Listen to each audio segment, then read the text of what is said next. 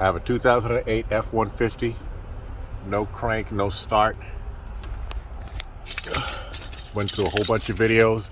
I checked that diode that's up in the front driver's side.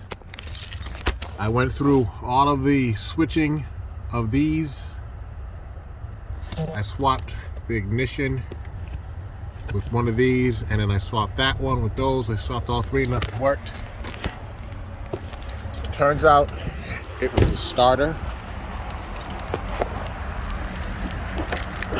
All I heard was clicking at the electrical box. So I took off all the leads and cleaned them, and then found out that, where is it? Where are you? This little sucker rusted off.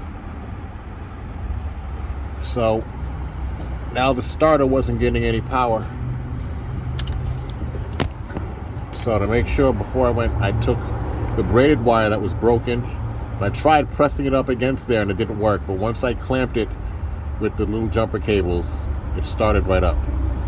So I'm gonna try and solder that piece back on.